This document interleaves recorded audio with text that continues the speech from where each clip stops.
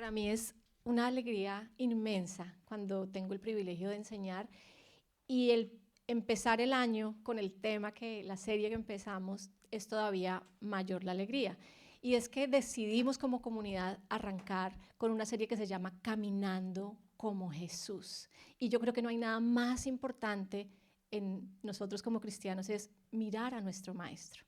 ¿Qué nos enseña Jesús en su caminar?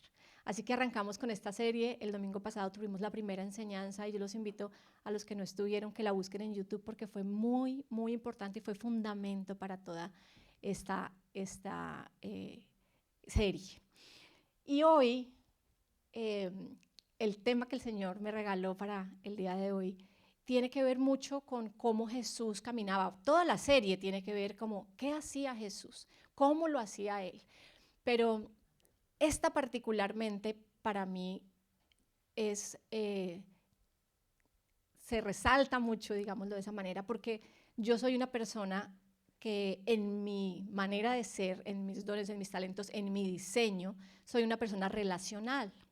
Mi memoria, a veces me fallan los nombres bastante, me fallan las direcciones, me fallan los teléfonos, me fallan los números, pero yo me acuerdo muy bien de las historias de las personas. Yo me siento con alguien y me tomo un café con esa persona y me parece fascinante la historia de las personas, no solo eso, sino que tengo la memoria de la situación de las personas. Y Jesús nos enseña, cuando vemos los evangelios, a valorar a las personas, a entender. Él se sentaba y pasaba momentos con personas específicos y nos deja como toda una serie de enseñanzas sobre esto. Y por eso la enseñanza de hoy se llama ¿Ves como Jesús ve? Y yo te pregunto hoy, y yo me pregunté, ¿yo veo como Jesús ve?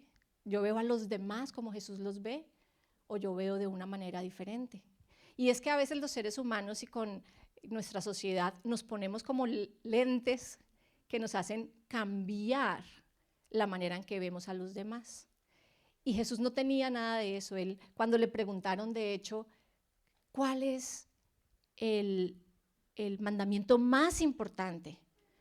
Él nos dejó en Mateo 22, 37 al 39. Dice que él contestó: ama al Señor tu Dios con todo tu corazón, con tu alma, con toda tu alma y con toda tu mente. Este es el primer mandamiento y el más importante. Pero hay un segundo mandamiento que es igualmente importante y es: ama a tu prójimo como a ti mismo. Y Jesús espera que vivamos como Él. Y si vemos, Jesús lo vivió desde que empezó su ministerio hasta su último momento en esta tierra. Él amó a su prójimo, aún en la cruz. Él pidió: Señor, perdónalos porque no saben lo que hacen. Aún en la cruz, en ese momento de sufrimiento, Él llevó a su presencia a uno de los dos ladrones, aún le predicó y le dijo: vas a estar conmigo. Entregó su vida dándose por nosotros y nos amó tan profundamente que eso es lo que Él espera. Él valoró hasta el ladrón en la cruz, le dio el valor que Él tenía para Jesús. Y Él espera que hagamos eso nosotros por los demás. Y es que Jesús valoraba a las personas no porque por lo que eran las personas. Él valoraba a las personas por lo que Él era. Y eso cambia la perspectiva, porque si yo te valoro por lo que tú me puedes proveer o por lo que tú tienes o por lo que tú haces, ya el valor está totalmente distorsionado. Pero Jesús lo hacía no por la persona, Jesús valoraba por quién era Él. Y yo quiero leerles en Filipenses 2, 5 al 8 lo que hizo Jesús. Dice: que hayan ustedes el mismo sentir que hubo en Cristo Jesús, quien siendo en forma de Dios no estimó ser igual a Dios como cosa a que aferrarse, sino que se despojó a sí mismo y tomó forma de siervo y se hizo semejante a los hombres, y estando en condición de hombre se humilló a sí mismo y se hizo obediente hasta la muerte y muerte de cruz. Y yo me imagino, otra cosa que hago cuando leo las escrituras es que yo me meto como en esa película, en esa historia, y yo me imagino cuando Jesús y cuando el Padre dijeron: ok, voy a ir a la tierra, me voy a volver hombre para rescatar a todas estas personas, y yo me imagino lo intencional que fue en cada decisión que Él tomó. Él dijo: no voy a nacer en una familia rica o privilegiada o de reyes, como podría o debería ser el Hijo de Dios, sino que voy a nacer en un hogar humilde, en un hogar sencillo, en un hogar común. Yo me imagino que teniendo tantas posibilidades, él decidió nacer además en el sitio menos limpio que podía ser, que era un pesebre, un establo lleno de animales. Todo eso estaba fríamente calculado, digamos que, es que él no pensó en eso, no. Todo lo hizo con un propósito de dar un mensaje. También a las primeras personas que se les anunció el nacimiento de Jesús fue a un grupo de pastores, de ovejas, de gente que no tenía ni la educación suficiente, ni el estatus, ni el dinero. Estaban trabajando en la noche y vino un ángel y se les presentó y les dijo, ha nacido. Y ese mensaje no fue a gente reconocida, gente importante, influencers, no, fue a gente sencilla. Y en ese mensaje yo creo que Jesús nos revela tanto de su forma de vida aquí en la tierra, y es que tenemos que valorar a las personas que Él valora. Caminar como Jesús significa valorar a las personas que Él valora, es decir, a todas las personas, no a algunos, no a los que me caen bien, no a los que me gustan, sino absolutamente a todas las personas. Y es que, como les dije al principio, a veces los seres humanos nos ponemos como capas y vemos y nos bloqueamos también al ver algunas cosas en las personas, o tenemos recuerdos, y pensamos, y cuando vemos a las personas nos quedamos y nos estancamos, como que no podemos avanzar. Y me debatí un poco en qué historia debo compartir hoy. Y pensé, voy a hablar de 3 grandes historias como Los Informantes, que me encanta porque son 3 de la Biblia, pero dije, no quiero hacer énfasis en una sola historia, porque aunque hay muchísimas historias de encuentros con Jesús, hay una que para mí es mi favorita de todos los tiempos. Yo las leo y todas me gustan, pero esa tiene un valor especial en mi corazón, y esa es la que quiero compartir el día de hoy, y es el encuentro de Jesús con la mujer samaritana. Y es una historia súper conocida y creo que todos la hemos leído en alguna ocasión, y no voy a leerla completa, sino voy a leer algunos fragmentos, pero yo te invito a que en casa la leas a profundidad y veas es que me quedo sin palabras de solo pensar el contenido, pero en lo espiritual y el amor del Señor a esa mujer en ese encuentro. Y la historia está en Juan, capítulo 4. Y Jesús básicamente estaba en una ciudad, estaba en Judea, y iba para Galilea. Normalmente los judíos no pasaban por Samaria. Ellos tenían una relación difícil con la población de Samaria, con los samaritanos. Y era por una razón muy importante, y es que los samaritanos habían sido judíos, pero en tantos años de invasiones y de guerras y de cosas, los samaritanos se mezclaron con otros pueblos. Los judíos se mantuvieron siempre que no se mezclaban con nadie, pero los samaritanos, que habían sido judíos, se mezclaron con otras etnias, con otra gente, con otras costumbres. Entonces se fue como deformando un poco esa tradición judía. Entonces los judíos los veían no solo con recelo, sino como con disgusto. Ellos no eran amigos, ni los judíos con los samaritanos, ni los samaritanos con los judíos. Entonces los judíos, cuando tenían que ir de una provincia a otra, preferían tomar el camino largo, irse por el río Jordán y no entrar por Samaria, que estaba como en el centro, o por el mar Mediterráneo, por el otro lado. Y ese es el contexto de la historia. Y dice Juan 4:3, salió de Judea y se fue otra vez a Galilea, y le era necesario pasar por Samaria. Y como les dije, no es que sea necesario pasar por Samaria, es que él necesitaba, es como que él tuviera una cita, tengo que ir a Samaria. Así que fue a una ciudad llamada Sicar, la cual está junto a la heredad que Jacob le dio a su hijo José. Allí estaba el pozo de Jacob, y como Jesús estaba cansado del camino, se sentó allí junto al pozo. Eran casi las 12 del día y ustedes imagínense el desierto a las 12 del día. Después de un camino, él se sentó ahí en el pozo. Yo me acuerdo que nosotros vivimos en Barranquilla un año, cuando nuestros hijos eran más pequeños, y a eso de las 11 de la mañana y hasta las 3 de la tarde nosotros casi que no salíamos de la casa por el nivel de calor y de humedad de la ciudad. Y desde mi apartamento yo veía, cruzando la calle había una obra, un edificio que estaban haciendo, y yo veía a esas personas trabajando con ese calor y yo no lo podía creer. Yo decía, ¿cómo pueden estar esas personas sin aire allá trabajando? Y yo me imagino a Jesús en su humanidad, cansado de caminar y sentado en un pozo. Y dice que se sentó junto al pozo y que era mediodía. Dice, una mujer de Samaria vino a sacar agua y Jesús le dijo, dame de beber. Y esas de las cosas que yo casi que lloro de solo pensar que Dios mismo te pidió agua. Dios mismo le dijo a la mujer, en su humanidad completa y absoluta, tengo sed, ¿me regalas un poco de agua? Y es que sus discípulos se habían ido a la ciudad a comprar algo de comer. Y la samaritana le dijo, ¿y cómo es que tú, que eres judío, me pides de beber a mí, que soy samaritana? Y es que los judíos y los samaritanos no se tratan entre sí. No fue Jesús el que tenía el lente que no lo dejaba ir más allá de lo que era ella. Fue ella la que le dijo, pero tú, ¿por qué siendo judío vienes a pedirme a mí agua, que soy samaritana? Y es que vamos a ver 3 cosas que Jesús veía en las personas, y la primera está justo ahí. Jesús veía más en las personas que su estatus. Él veía mucho, mucho, mucho más que ahí hay 2 cosas, 2 características muy específicas y 2 prejuicios que Dios rompe en ese encuentro.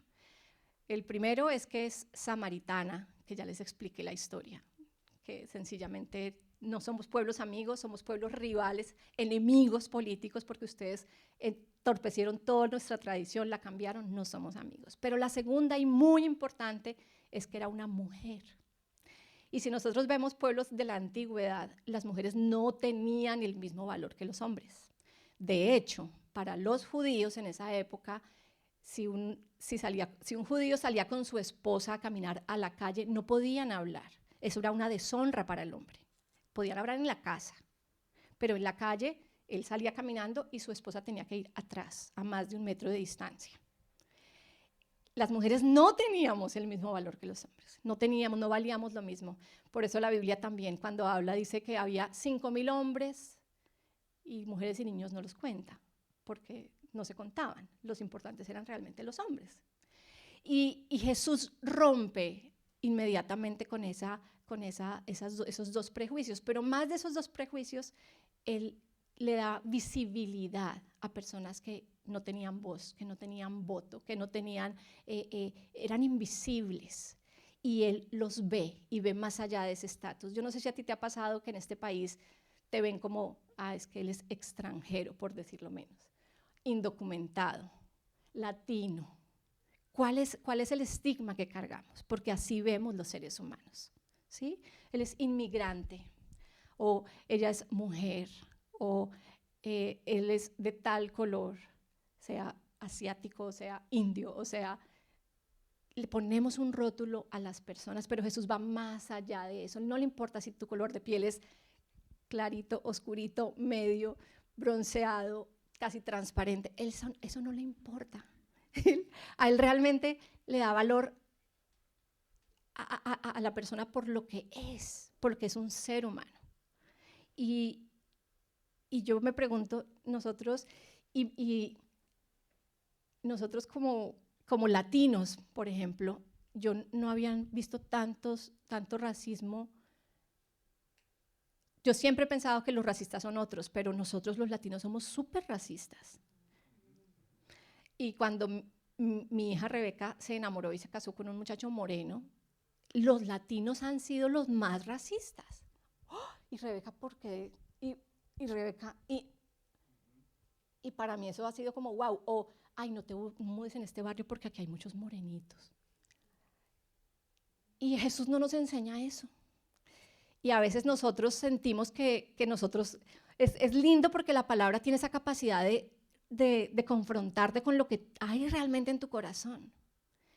Y tú crees, no, yo no, racista, yo para nada, yo no soy racista, yo no soy elitista, todos mis amigos son estrato 15, pero es porque así son, no es porque yo rechace a las demás personas. Y la palabra tiene la capacidad de mostrarte, no, tú lo haces como no es. Y Jesús quiere que lo hagamos diferente. Jesús quiere que valoremos a cada una de las personas sin importar su nivel educativo, su nivel financiero, académico, su familia, su idiosincrasia, si es que nació aquí o nació allá, si tiene papeles, si no tiene papeles. Para él eso no es importante. Para él eso no tiene valor ni la validez. Realmente él dignifica y ama a las personas por ser humanos, porque él vino a morir por cada uno de nosotros sin importar ninguna de esas arandelas que nosotros mismos o nuestra cultura nos ha puesto. Así que yo quiero preguntarles, ¿ustedes ven cómo ve Jesús en ese aspecto? ¿Ven el estatus o ven más allá? ¿O cómo ven?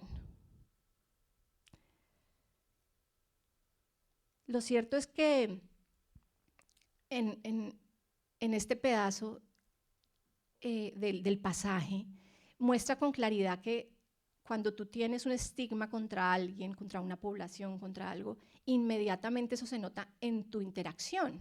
Jesús no tenía un estigma con esta mujer. Él se le acercó, él le habló y ella fue la que le dijo, pero tú ¿por qué me estás pidiendo esto si tú eres esto y esto y esto? O sea, no, ella fue la que puso una barrera. Y cuando tú tienes una barrera por algún motivo con alguien, inmediatamente eso impacta en la respuesta. Ella no, si él hubiera llegado a decirle que ella era una samaritana y que ella sencillamente se habría alejado, habría peleado con él, pero él vino en una posición totalmente difícil y fue ella la que mostró eso, pero Jesús no le dice nada, sencillamente ahí, y no puse toda la historia, pero ahí entran en una discusión sobre el agua. Y él dice, pero si tú supieras que yo te puedo dar un agua que nunca más te daría sed. Y ella dice, pero ¿cómo si tú no tienes cántaro para sacarla? Es imposible, ¿dónde está tu cántaro? Y él dice, es que el agua que yo te voy a dar, hasta que ella le dice, ay, yo sí quiero de esa agua, si no tengo que venir a este pozo nunca más, yo sí quiero de esta agua. Pero ahí él cambia la narrativa y le pregunta. Y dice, Jesús le dijo, ve a llamar a tu marido y luego vuelve acá. La mujer le dijo, no tengo marido. Y Jesús le dijo, haces bien en decir que no tienes marido, porque ya has tenido como 5 maridos y el que ahora tienes no es tu marido. Esto que has dicho es verdad. Y él cambia la narrativa y se mete por otro tema. Y es que a veces nosotros queremos encontrarnos con Jesús, pero no queremos atender una cantidad de cosas que tenemos y que cargamos ahí en nuestra maleta de nuestra vida. Y él viene y le dice, ve por tu marido. Y ella le dice, no, es que yo no tengo marido. Y él le dice, es verdad lo que me has dicho, no tienes marido, porque has tenido 5 maridos y con el que estás ahora no es tu marido. Y eso me habla de un pasado muy doloroso de esta mujer. Un pasado, o sea, yo me imagino, yo tengo personas que conozco y que aprecio mucho que han vivido un proceso de divorcio y es absolutamente duro y fuerte. Son personas que se han bajado de peso, que no duermen, que una cantidad de cosas emocionalmente tan duras, y ella no tuvo un divorcio, tuvo 5 maridos, 5 rupturas. Y a veces ese pasado nos limita en una cantidad de cosas. En el caso de ella, yo me imagino que esta mujer no tenía amigas, porque con esa cultura, una mujer que ha tenido 5 maridos, ningún otro esposo de amigas le iba a decir, ay, baby, te haces con tu amiga tan querida. No creo, creo que ella era una mujer sola, que no tenía cómo hablar con nadie más, por eso iba al pozo a mediodía, para no encontrarse quizá con nadie. ¿Quién va a un pozo al mediodía? Yo voy muy temprano que no ha salido el sol. Ella iba al pozo cuando no había absolutamente nadie para no tener que relacionarse con nadie. Cargaba con un estigma, cargaba con un dolor, cargaba con un pasado que la atormentaba. Y Jesús vino a hablarle de ese pasado. Y fue más allá de ese pasado, porque a veces con lo que nosotros hacemos, los errores que cometemos o nuestro pasado, nos ponen como un rótulo. Y eso nos identifica y eso nos limita en lo que vamos a avanzar, en nuestro futuro. Pero no solo estoy hablando de un pasado doloroso como el de esta mujer. A veces tenemos un pasado glorioso y decimos, no, es que yo en Colombia lo tenía todo.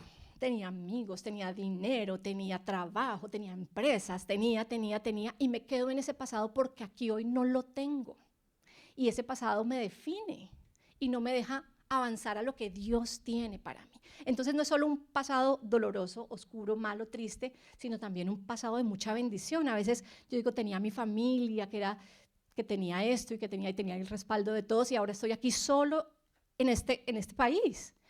Y ese pasado no nos deja avanzar. Y Jesús va más allá y ve más en las personas que su pasado. Él ve su potencial.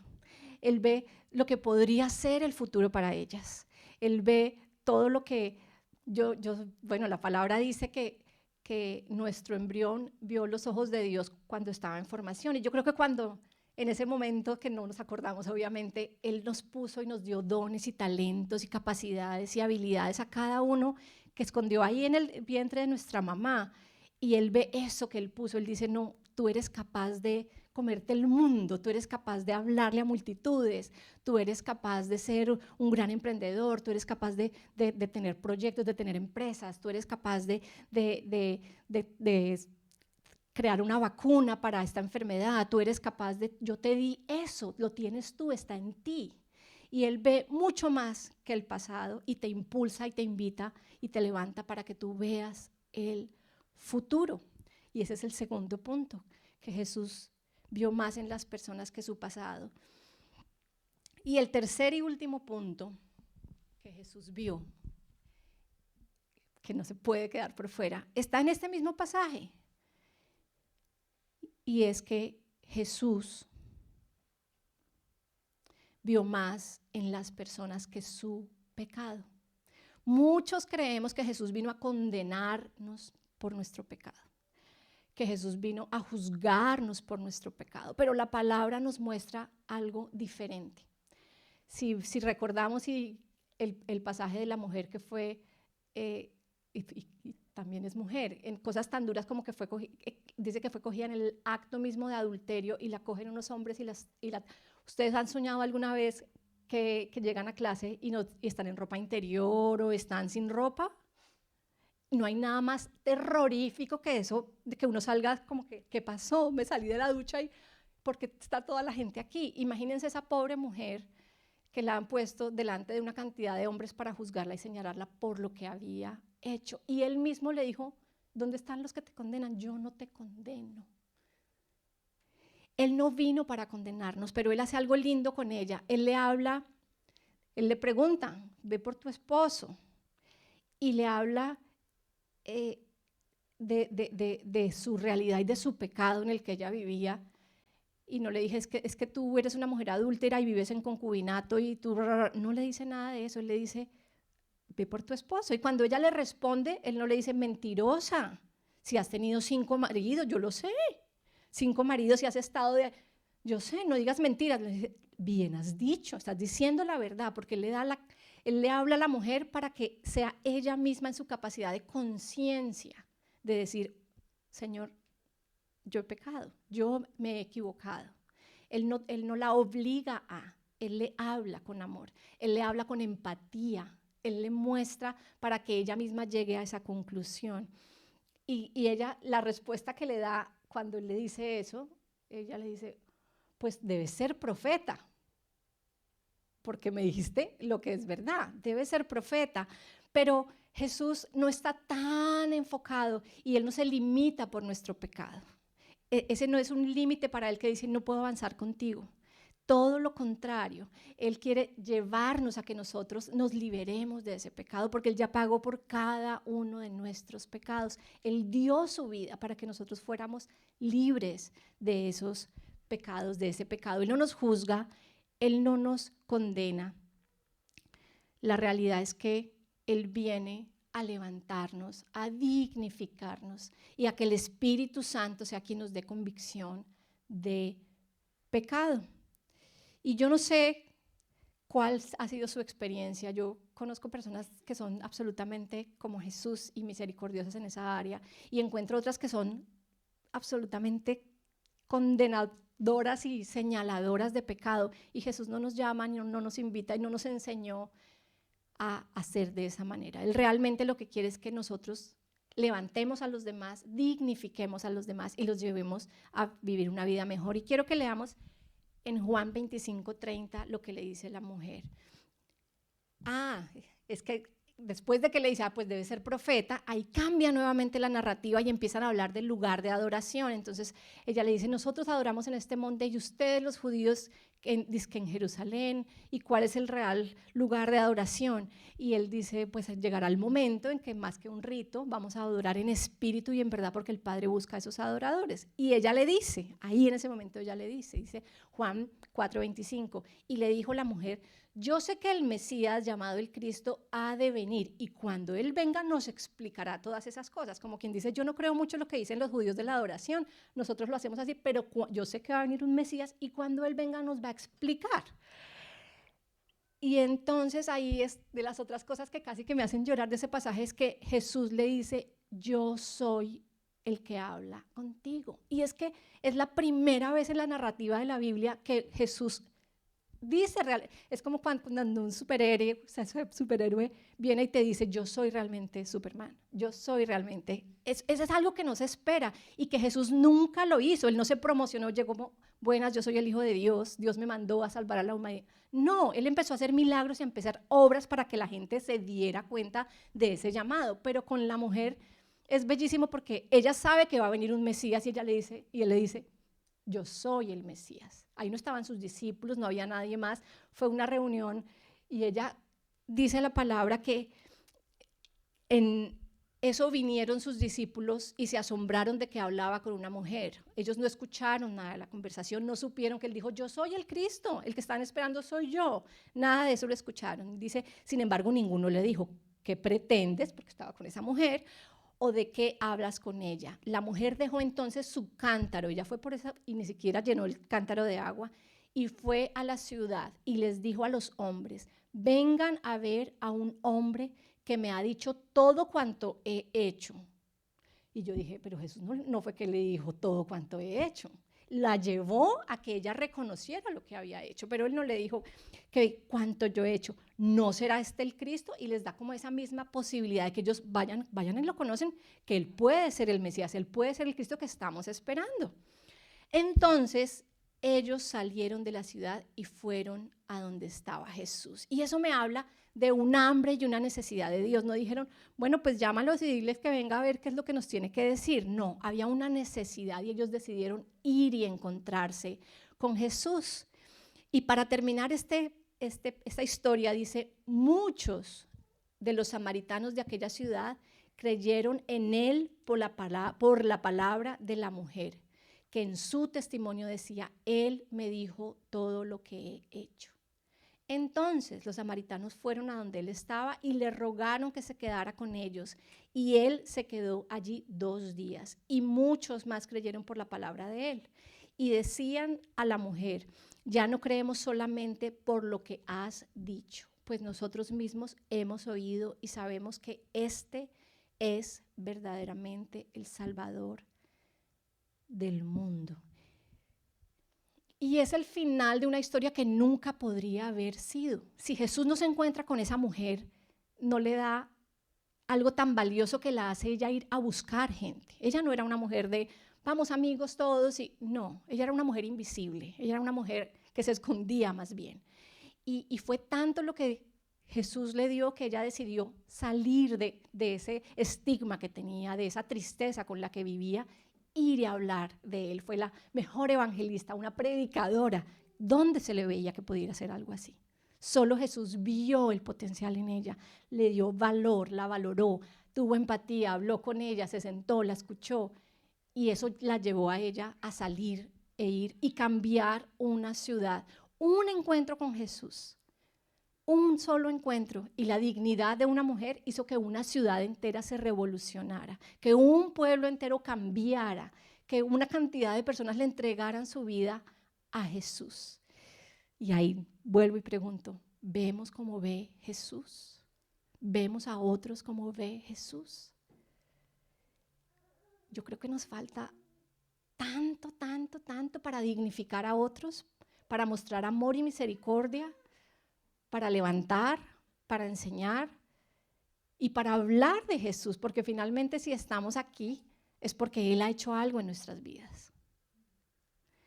Y yo quiero que hoy le entreguemos este tiempo y cerremos esta reunión pidiéndole al Señor, Señor, nosotros queremos ver como tú, nosotros queremos caminar como tú, nosotros queremos ser como tú. Y que le pidamos, Señor, quita todo tipo de prejuicio, de paradigma en nuestras mentes y enséñanos a ser como tú. Hay otros con tanta necesidad afuera, hay gente con todos tenemos necesidad de Jesús. Y nosotros tenemos el mensaje, lo conocemos a Él y no nos podemos quedar callados, iglesia. Yo te invito a que en este 2025 te retes a caminar y a hacer y a conocer más a Jesús. Así que quiero invitarlos a que estemos de pie y a que oremos en intimidad, a que nos presentemos ahí y pensemos que nosotros estamos en el pozo y que con Él, con Jesús. Y Padre, yo te doy gracias, Señor, y yo te pido que tú nos hables y que a través de esta enseñanza tú nos reveles y nos muestres, Señor. Nos muestres nuestro valor en ti, Señor. Y nos muestres el valor de los demás. Cuán valiosos somos tan valiosos que tú decidiste morir por cada uno de nosotros, que tú sufriste y viviste la cruz enfocado en lo que tenías que lograr, Señor. Y yo te pido que seas tú quitando, Señor, de nuestros ojos todo prejuicio, toda cosa que nos impida ver a los demás como tú los ves y valorarlos como tú los valoras, Señor. También te pido que nos quites todo temor de hablar de ti, Señor, con libertad, de dar una palabra de esperanza, de levantar, de amar como tú nos amas, Señor. Yo te pido que tú nos abraces y nos levantes, Señor, en nuestra condición, en nuestro hoy. Que seas tú ayudándonos a dejar el pasado atrás, Señor, y a enfocarnos en lo que tú tienes adelante para nosotros, Señor. Yo te doy gracias, Señor. Gracias. Tú has sido tan bueno, tú has sido tan maravilloso. Y así como cambiaste la vida de esta mujer samaritana, Señor, yo te pido que un toque tuyo, Señor, solo un toque, puede cambiar tantas vidas. Yo te pido que operes, Espíritu Santo, y obres y toques, Señor, nuestros hogares, nuestras familias, nuestros hermanos, Señor, nuestros primos, nuestros tíos, nuestra familia cercana, Señor. Un toque tuyo, Señor. Solo un toque puede derribar tantas cosas, tantas fortalezas que han levantado de protección aún, Señor. Y hacer algo nuevo, Señor, en libertad, en tu libertad. Porque tú diste tu vida para darnos libertad, para darnos una nueva oportunidad, un futuro y una esperanza, Señor. Yo te doy gracias por este tiempo, por este espacio, y gracias por cada mensaje y cada enseñanza que nos dejas en tu palabra, Señor, porque nuestro anhelo es caminar como tú lo hacías, Jesús. Gracias te doy, Padre, en el nombre de Jesús. Amén. ¿Qué tal si le da un aplauso a Jesús?